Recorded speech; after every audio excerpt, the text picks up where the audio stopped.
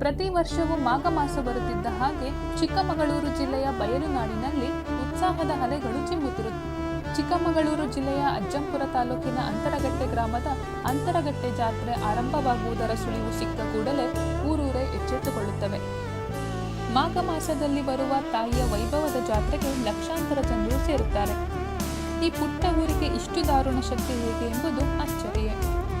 ಎತ್ತಿನ ಗಾಡಿಗಳಲ್ಲಿ ಸಮಸ್ತವನ್ನು ತುಂಬಿಕೊಂಡು ಬಂದು ಸುತ್ತಮುತ್ತಲಿನ ಹೊಲ ತೋಟಗಳಲ್ಲಿ ಬೀಡು ಬಿಟ್ಟು ಜಾತ್ರೆಯ ಸಂಭ್ರಮ ಸವಿಯುವ ಜನಪದರ ಜೀವನ ಪ್ರೀತಿ, ಅಂತರಘಟ್ಟಮ್ಮ ದೇವಿಯ ಮೇಲಿನ ಭಕ್ತಿ ಎಲ್ಲವೂ ವಿಸ್ಮಯವೇ.